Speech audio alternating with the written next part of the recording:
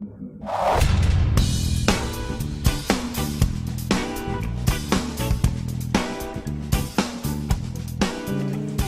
to another segment of Veterans Nation on Veterans Network. I'm Gloria O'Brien. I'm here with Michelle Ladd, whom you all know.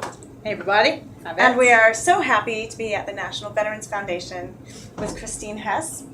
And she is the Director of Women Veterans Outreach here. Exactly. Yes. Thank you for seeing us today. You are an ex-Air Force veteran. I'm an Air Force retiree. I did 24 years. That's amazing. And you've amazing. been... I didn't know they let you go into the service at 5 years old. I know. Really. Wow. I recommend if you want to look great, go into the Air Force. It's the kinder, gentler service. Now, I have to say, I am particularly excited about this segment today because I've been bugging Rick for years that I want to focus on women in the service and women veterans and their needs and their specific issues because they are slightly different. So I'm so curious about what you have to offer today. How did you end up at the National Veterans Foundation? My transition out was pretty typical like everyone else. I found myself a little isolated and not knowing where to go to ask for services or what services were even available. Right. I've found a placement for my degree, so I got to finish my hours, and then I worked with the local EDD, and they sent me to a hiring event again, and I found a fellowship or an organization called The Mission Continues, and they offer fellowships to post 9/11 veterans to in the community. You can be in a government, education, or nonprofit agency. And I knew I wanted to work with veterans, and I had a friend refer me to the NVF. So I came in and interviewed and ended up here. And about halfway through the fellowship, Shad was like, well, what are you going to do after this? I'm like, I'm going to look for a job. And he's like, well, why don't you stay here? And I said, alrighty then. So that was my interview, and that's how I ended up here. That's great. And you are focused on women's issues here, right? I am. I was learning early on that every meeting I went to and every interaction in the community, nobody was thinking about women. So I asked Shad, I'm like, can I start a women's program? Can I do something for us? And Perfect. he's like, run with it. And that led to, being a huge advocate and out in the community. And every time we talk about events, it's like, okay, what are you going to do for women and what providers are going to be here and how are you going to support them? And we need this. So it's a lot of work, but it's a lot of fun. So. Now you're also the Veterans Advisory Commissioner Yes. for the County of Los Angeles Department of Veterans and Military Affairs. Yes. Military and Veterans Affairs. What do you do that in that capacity? Is that also in the same kind of realm? You give feedback. You try to have women's issues brought to the forefront. What is your work with them like? Exactly that. I work with one of the district supervisors, and I take her vision and promote it in the community, and then I have the opportunity to take the issues that are causing more of a hardship or that don't exist and find solutions and then feed them back to her and through her staff. And then it's just bringing, boots on the ground situations to the county supervisors. So it's a great avenue to really have a voice for women veterans. Sounds like you act as the liaison between both ends, right? The female veterans on the street who are funneling their issues to you. Because I would imagine there's a bit of a brave new world, really, in this whole situation. I mean, we've been dealing with males as veterans for so long, but female vets maybe not so much. And now the idea of female combat veterans that are starting to appear has got to be even more specific. And also with the disappearance of real front lines. I mean, the warfare is very different. You can be in the medical personnel and just get blown up. I mean, it's different, and women are experiencing things because they're in all of those departments and also more open to more of the fighting positions and fighter pilots and things like that. And so do you find that it's important that the policymakers have a connection to what's happening really on the street with homelessness and PTSD and stuff like that? Do you feel like you're that kind of liaison between those two? That's exactly it. That's one of the biggest lessons I've learned. No matter how much I want to change things or do things, like everyone in the veteran world knows exactly what needs to happen or how it would be better, but it's the policy and the programs that are not working for us. We have to work for them. So it's exactly a great avenue to, hey, if we could do this instead of that, this would alleviate this, and we could move forward with that. So. And you're also part of Vet Hunters. I am. And you are interacting weekly and daily with homeless veterans and female veterans. And what are you seeing out there? I mean, is it getting better? Are some of these policies improving, or are we just rock bottom for women? What is the real situation for women vets? It's on one hand, I'm like really excited we're talking about it and we're moving forward, and on the other hand, I'm really disappointed because women have been serving in the military since we've been in conflict. So I almost think we shouldn't have to be having this conversation now. You know, and I look at some of my friends and my mentors that have been out for 20 years, and they're still having the same conversation they were having 20 years ago, and that's unacceptable to me. I don't even like having the same conversation twice. It's on 20 years, so you know, it's really like taking their experience and what worked and didn't work and applying that right now. And then the conversation, women veterans were a hot topic right now. So we need to come together, and we need to, like, you know, express our views and our needs and what's going to make things better. You know, and it's not like we want them to be for us to be dependent on them. We just want a good, solid, you know, our feet on the ground and a good lead and a good, you know, a safe place to live and a great job and childcare sorted, and then we're off and running. You know, if you give us just these little bit of, like, a little toolkit, we can move forward. So, and I'm finding, like, with the homeless population, there's a really broad spectrum of women veterans. You know, there's some that get out, transition, they're off and running. You have some that transition that maybe have a little hiccup, but they get where they need to be.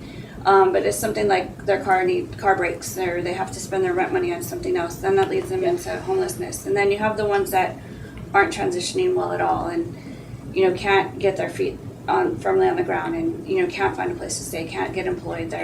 A lot of women are living in their cars. We have kids. You know, it's not unusual for them to have gym memberships so they can, you know, shower and clean and with the kids, and then off they go. And women veterans don't necessarily always look homeless. They look like me. We keep ourselves together. You know, we're functioning, but we have this very, very dark secret that's, you know, right behind us. So it's a really broad spectrum of what's out there, and you know, you get to a point of being homeless or, you know, in desperation for so long that it's really hard to get back on track. So I'm finding, like, a woman veteran that has either walked the walk or has the resources, if you can be patient and get this woman, you know, start backing her up. But it's not easy. It's not quick. They have to want to be there. It's a lot of them, you just have to wait until they're ready. So what would help? Housing, supportive programs within housing, more programs that aren't drug-related housing?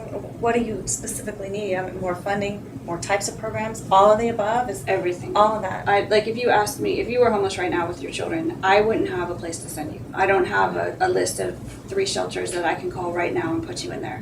Wow. You know, and a lot of the problem is most of the programs are Monday through Friday, 9 to 5. With Vet Hunters, we're out 7 o'clock on Skid Row, on Sunday on Skid Row, under the bridges. You know, the phone calls start at 6 o'clock Friday night. I'm homeless. I'm living in my car. Well, you just didn't become homeless in your car right now. But, you know, I'm like, I don't have any shelter to give you because nothing's open. And it's the only thing I can offer is, like, do you have a safe place to park? Right. And most of them do. And then I'm like, well, now you have my number. So if you get stuck or you need anything, you can call me. And that's pretty much it for now. That's really it. That's entire Los Angeles County, and that's all we've got. There's for a female few vets. transitional housing areas, very few with children. If you have a son over the age of 12, you have to separate going into the shelter. So you're finding women giving up their children, their sons, so they can actually get into a program maybe to get help. You know, but how is that helping God. you? You know, so And the impact on the sons Yeah. and the family and the other children is terrible. it's really it's a mess. And we just need, like, I want in my pocket, like, okay, we can go to this building 24 hours a day. I can get you a room with your children, a safe place to stay, even if it's just for like 3 days, until I can get a service provider that could come in and meet with you, you know, get you enrolled in the VA, check out with the county, you know, get you what you need. But I know where you are and I know that you're safe. And we don't have that. Wow, so basically you have to start from ground up, whether it's through charity organizations or the VA or our government, and we need to find a way to make that happen.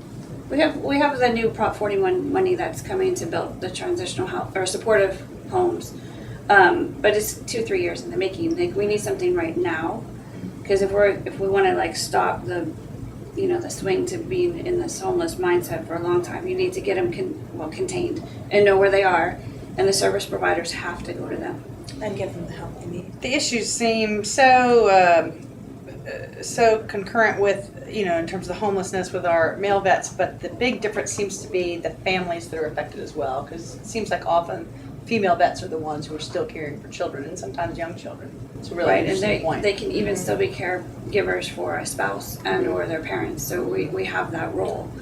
And it's, by taking on the responsibility for everyone else, we lose our self-care.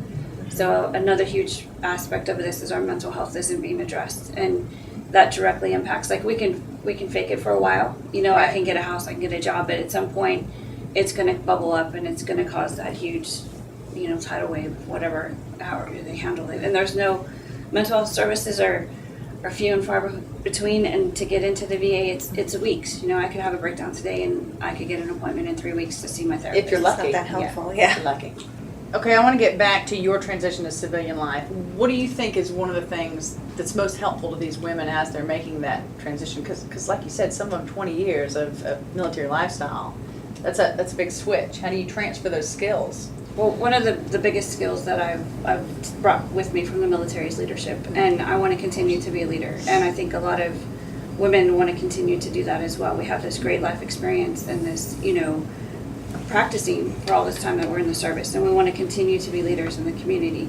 But when you get out in the community, it's very hard to find other women or other leaders, that are willing to work with you. So I would love to have a professional network of women that take us under our wing and say, hey, if I want to go to be an accountant, well, I have 3 accountants, let's talk with them, and they can bring you to work for a day. And what education do you need? What are the pros and cons and things like that? Like, we need that guidance, because that's from the day you step foot in. You're being mentored, and by the time you leave, you're the mentor. So we still look for that. What a great program that would be to set up. Yeah. A solid mentorship program. It'd be nice for civilian women to support women coming out of the military by doing that. I think it's a good idea. And what an asset to any business, someone Yeah. with that kind of experience and knowledge. All right, so clearly there's this need for housing. Let's just say that I've got oodles of cash and I'm dying to do something with my millions and decide to donate land or build a building, housing, whatever. How much red tape do I have to go through to make this housing available to these female vets and their families? There's no red tape. Really? If you're a privately funded organization, you make your own rules. I would highly suggest being a 501c or partnering with one. Interesting. I would suggest partnering with somebody and doing your homework and making sure you have the right foundation to have a successful program, because there are a lot of women veterans who are hard to deal with. Yeah. So you need to have a good foundation to start that. So there's no excuse to not have some big charitable organization just be able to do something like this. We just have to get it out in awareness, and people have to start putting it as a priority. And we don't even make have to some build. changes. There's empty buildings. The city can Right. donate. There's a center on Skid Row that they bought from the city for $1, under the condition that they renovated it to look like a certain storefront because it's right by Koreatown. But they paid for the rent. It's a beautiful facility. So we need more of that and more focus We to need it women. today. We need it today. You hear that? I know there's a place out there. I bet your job has changed quite a bit from when you started and what you thought the position would be to what it is now.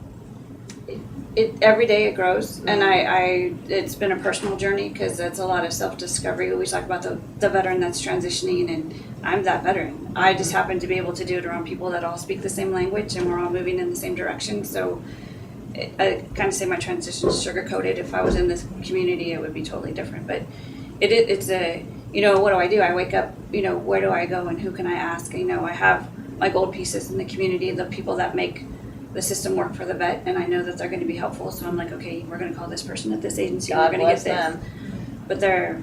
But we're fighting a big system and a big system. Well, thank you so much for your dedication to the women who served our country. And I'm not the only one to thank you. You have been awarded 2 2015 Women of the Year awards. And they are well deserved. Thank and you. we really hope that Fantastic. some of these programs can get off the ground. And if you're out there, do something about it. One of you guys with big pockets, one of these big successful women, Oprah, come on. And if you're a female vet, please call NVF Yes. and talk to her You can directly. help. She can help you out. Be Yeah. glad to. Thank you so much. Welcome home. Thank you. And thank you for your help. Kristine Hesse from the National Veterans Foundation. Thank you, vets. Welcome home.